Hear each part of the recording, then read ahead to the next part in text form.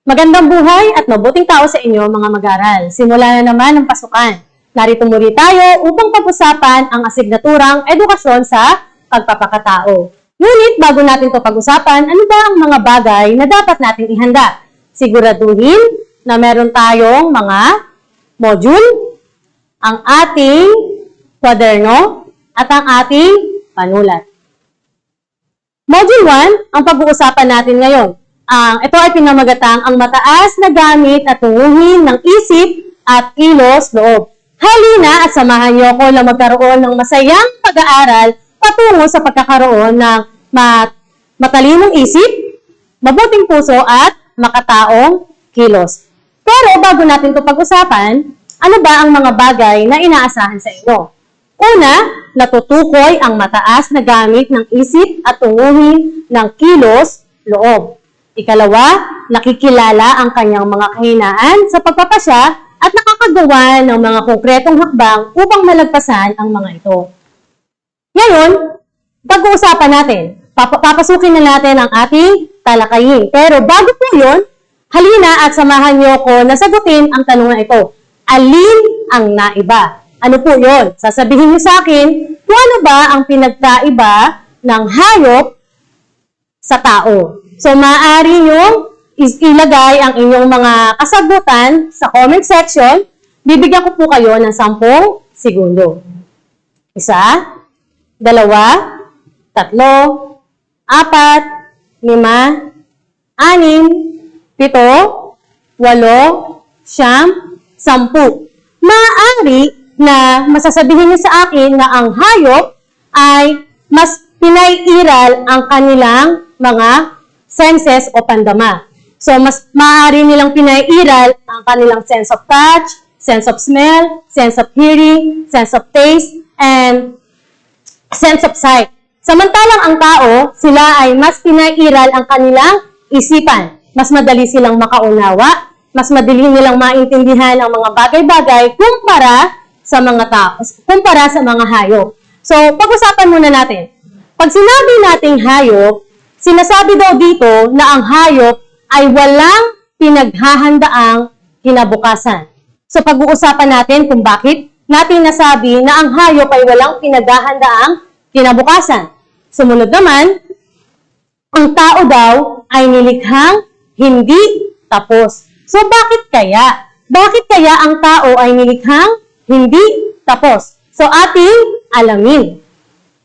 Pag sinabi daw na hayop, ayan ang sinasabi na walang pinaghahandaang kinabukasan. Bakit? Sapagkat sa kapanganakan pa lamang nila, tukoy na kung ano siya sa kanyang paglaki. So, tingnan muna natin. So, makikita natin itong aso. Kapag ang aso ay pinanganak, ang tawag dyan, sa pinanganak na aso ay tuta. So, kapag laki niya, alam na natin, o tukoy na natin kung ano siya sa kanyang paglaki. Siya ay aso. Ano ba ang trabaho ng isang aso? Maaring ito ay alaga o ating pet o tagabantay. So, ayun ang kanyang paglaki. Samantalang ito, ang baboy o yung biik, alam mo na o tukoy mo na ang kanyang inahihinatnan sa kanyang paglaki. Siya ay magiging baboy. Maaring ito ay gawing lechon, alaga o maging inahin. Ayun ang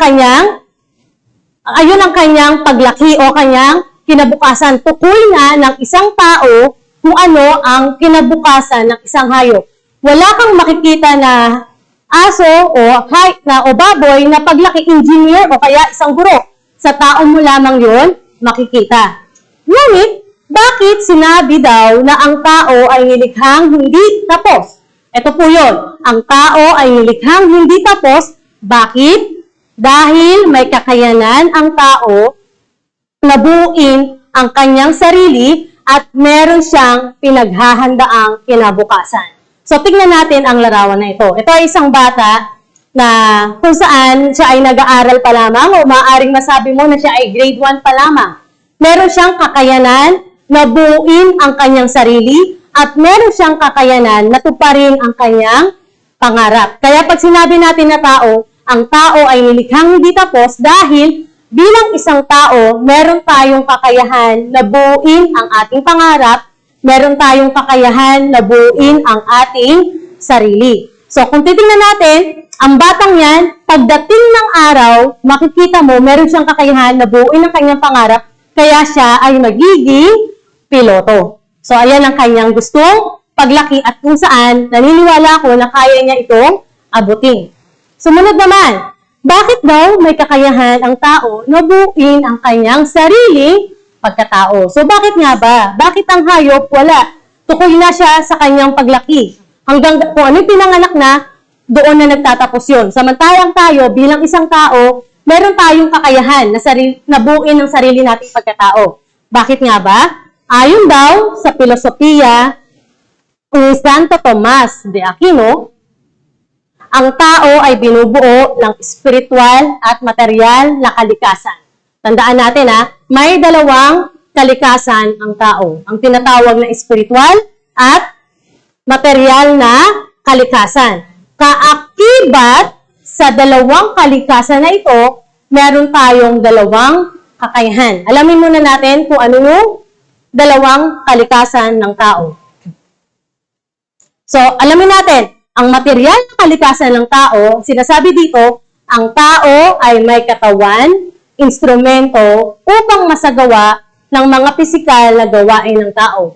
Ito ay kumikilos sa pamamagitan ng mga pandamdam at emosyon. Tandaan natin, pag sinabi natin na material na kalikasan ng tao, ang tatandaan natin ito na kumikilos ito sa pandamdam at emosyon. Ano po yung pandamdam? Ito po yung mga senses natin. Sense of sight, sense of hearing, sense of smell, sense of taste, sense of touch, at emosyon. Na kung saan, dito, sa kalikasan na ito, dito tayo nagagalit, dito tayo natutuwa, dito tayo nalulungkot, dito tayo naiiyak sa ating mga emosyon. So, pasok yon sa ating material na kalikasan ng bilang isang tao. Tandaan po natin yon.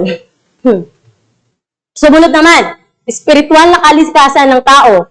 Bilang isang tao, ang spiritual na kalikasan, dito daw po natatangi, ito ang dahilan kung bakit tayo natatangi bilang isang nilalang.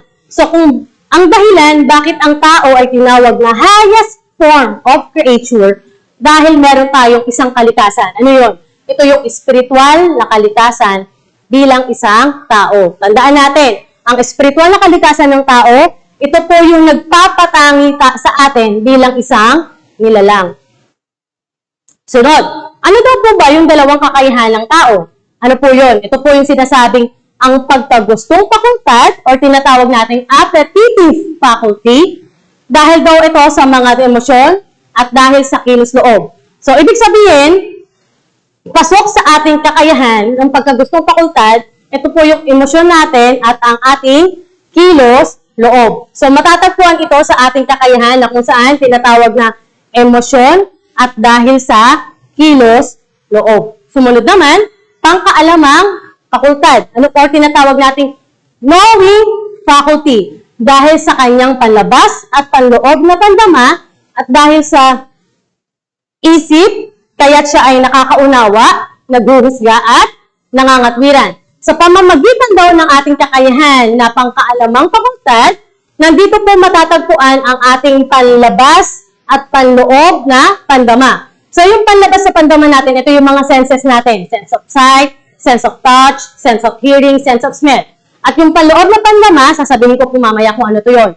So, dahil daw sa ating kakayahan na pangkaalamang fakultad or knowing faculty, meron tayong kakayahan na makaunawa, meron tayong kakayahang manghusga, at meron tayong kakayahan na mangatwiran. So, tandaan po natin may dalawa tayong kakayahan. Ito po yung pagkagustong fakultad o tinatawag nating appetitive faculty at ang pangkaalamang fakultad o tinatawag nating knowing faculty. Ano po yung pinagkaiba nito? Ang pagkagustong fakultad, dito po yung ating emosyon. So, dito po mapasok ang ating puso. Samantalang ang pangkaalamang fakultad, nandito ang ating isipan. Kaya may mga pagkakataon na sinasabi mo, nagtatalo ang aking isip at ang aking puso. So, naririnig niyo po ba yun? Bakit? Dahil meron kang dalawang kakayahan. Ang ating pagkagustong fakultad at ating pangkaalamang fakultad o tinatawag nating appetitive faculty, and knowing faculty. So, tingnan po natin ito. So, ano po yung panloob na pandama? Ito po yung kamalayan or consciousness. O tinatawag natin, ikaw ay aware o meron kang kaalaman kung ano ang nangyayari sa iyo, mga paligid, alaala o memory, may kakayahan ka na alalahanin ang mga bagay na nangyari sa iyo nung nakaraan. Meron kang imahinasyon at meron kang instinct. So, may nararamdaman mo o meron kang tinatawag na kutob. Ayan po yung panloob na pandama. So, meron tayong tinatawag na panlabas na pandama. Ito po yung mga senses natin. At meron tayong panloob na pandama. So, ayan po yung panloob na pandama natin. So, tingnan natin, ano po yung kabuuang kalikasan ng tao? So, kalikasan ng tao, meron tayong material na kalikasan ng tao at meron tayong spiritual na kalikasan ng tao. Kaakibat sa kalikasan ng tao, meron tayong dalawang kakayahan. Ito po yung pangkaalamang fakultad. So, sa under ng pangkaalamang fakultad na nakapaloob sa material na kalikasan ng tao, ito po yung sa pangkaalamang fakultad na dito po yung panlabas na pandama at panloob na pandama. Sa pagkagustong fakultad, nandito yung emosyon. So, tandaan natin yun ha. Under ng material na kalikasan ng tao sa dalawang kakayahan, nandun po yung panlabas sa pandama at panloob na pandama sa pangkaalamang fakultad at yung pagkagustong fakultad natin, nandun po yung emosyon na nakapaloob sa material na kalikasan ng tao. So, sa spiritual na kalikasan naman, sa pangkaalamang fakultad, nandito ang ating isip. Sa pagkagustong fakultad, nandito ang ating kilos, loob. So, sa susunod na linggo, ang pag-uusapan natin ay ang ating isip at kilos, loob. So, pero mas mahalaga na maunawaan mo muna kung ano ba yung kalikasan ng tao at yung dalawang kakayahan nito. So, sa kalikasan ng tao, material na kalikasan at spiritual na kalikasan, nakapaloob sa kalikasan ng tao ating dalawang kakayahan, pangkaalamang fakultad at pagkagustong fakultad. Nakapaloob sa material na kalikasan ang ating dalawang kakayahan, ang panlabas na pandama at panloob na pandama at ang ating emosyon. Sa spiritual na kalikasan naman, nandun ang ating isip at kilos, loob. So, umaasa ako na mas nagiging malinaw at nauunawaan natin habang tinatalakay natin ang mataas na gamit at tunguhin ng isip at kilos, loob. So, mga dapat tandaan. So, upang mas maunawaan natin, so bigyan niyo ako ng pahintulot upang mas padaliin pa ang ating talakayin. Ano ba ang mga bagay na dapat nating tandaan? Ang hayop ay nilikhang tapos na. Tandaan natin yon. Ang hayop ay nilikhang tapos na dahil siya ay walang pinaghahandaang kinabukasan. Tukoy na sa kanya kung ano siya sa kanyang paglaki. Kapag ang tuta, ang paglaki, aso. Kapag ang puting, paglaki, pusa. So kapag ang biik, paglaki, baboy. Tukoy na sa kanya kung ano siya sa kanyang paglaki. Samantalang ang tao ay nilikhang hindi tapos. Tandaan natin yon. Ang tao ay nilikhang hindi tapos dahil ang tao ay may kakayahang buuin ang kanyang sarili at may kakayahan na buuin ang kanyang pangarap. Ikaw ang may kakayahan na buuin ang iyong sarili. Sumunod naman, may dalawang kalikasan ng tao. Ito ay binubuo ng material at spiritual na kalikasan ng tao. So, sumunod naman, sa kaakibat ng ating kalikasan ng tao, meron tayong dalawang kakayahan. Ito yung pagkagusto at pangkaalamang fakultad. So, ayan po yung mga bagay na dapat nating tandaan sa ating unang linggo ng ating talakayin. So, bilang pagtatapos, meron tayong takdang aralin, sagutan ang gawain 1 sa ating module or learning packet na nasa pahina 3 at gawain 2 na matatagpuan sa pahina 4. So, ito ay isusulat sa inyong sagutang papel. So, kung kailangan ng tulong, maaaring humingi ng tulong sa ating ESP teacher. So, bago po natin tapusin ang ating talakayin, so tingnan niyo po muna ang larawan na pinakikita ko. So, makikita niyo yung pusa o yung puting nakatingin sa salamin at nakikita niya ang kanyang sarili na isang leon. Bakit ba? Because you become what you think of yourself. So, kung ang tingin mo sa sarili mo kahit gaano kakaliit ay isang malaki at merong kakayanan, ayon ang magiging ikaw. Kahit gaano ka pakalaki, kung maliit ang iyong tingin sa sarili, ayon ang magiging ikaw. Kaya tatandaan, you become what you think of yourself. So tandaan mo, kung bang mas maging positive ang iyong tingin sa sarili, isipin mo na meron kang kakayahan at meron kang kayang gawin. So ito po, si Miss Christine Joy A. Balaguer from Bignay National High School. Maraming salamat at hanggang sa muli.